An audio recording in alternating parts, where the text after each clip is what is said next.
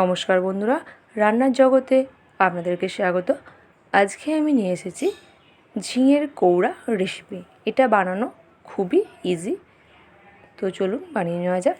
প্রথমে আমি ঝিঙেগুলো এরকম লম্বা লম্বা করে কেটে নিয়েছি আর নিয়েছি কয়েকটা কাঁচা লঙ্কা। প্রথমে কড়াইতে আমি কিছুটা পরিমাণ তেল দিয়ে দিলাম। তেল ভালো করে গরম হতে দিয়ে দিলাম কালো জিরে ফোড়ন ও শুকনো লঙ্কা, তেজপাতা। ফোড়ন আমি ভালো করে ভেজে নেব। ফোড়ন ভাজা হয়ে গেতে দিয়ে দেব কেটে রাখা ঝিঙে।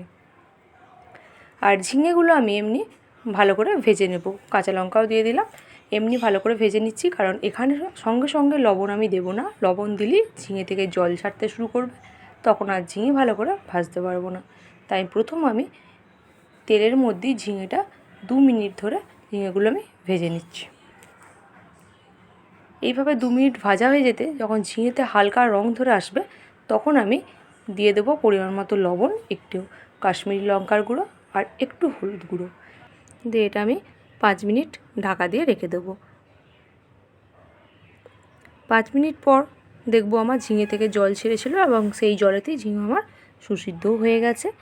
যেহেতু ঝিঙে খুব নরম সবজি, তাই বেশিক্ষণ সিদ্ধ হতে লাগেও না। তো বন্ধুরা, এইভাবে আমার ঝিঙে কষানো হয়ে গেছে। আর এবার এই পর্যায়ে দিয়ে দিচ্ছি 2 চামচ সর্ষে বাটা। বন্ধুরা, এই পদটি বানাতে তেমন কিছু একটা মশলা লাগে না, আর খেতেও কিন্তু খুব সুস্বাদু হয়, আর খুব সহজ পদ্ধতিতে এটা বানিয়ে নেওয়া যায়।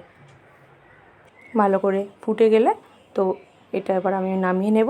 তবে নামানোর আগে দিয়ে দেবো অল্প একটু চিনি, দিয়ে আমি গ্যাসটা বন্ধ করে 5 মিনিট স্ট্যান্ডিং টাইমে রেখে এটা সার্ভ করে নেব। দেখুন বন্ধুরা, কত সুন্দর হয়ে গেল আমার ঝিঙের কৌড়া এই রেসিপি। এই রেসিপিটা অবশ্যই একদিন বাড়িতে আপনারা ট্রাই করে দেখবেন। তো বন্ধুরা, আজকে এই পর্যন্তই। দেখা হচ্ছে আবারও কোনো নতুন রেসিপি নিয়ে। প্রত্যেকে ভালো থাকবেন, সুস্থ থাকবেন। ধন্যবাদ।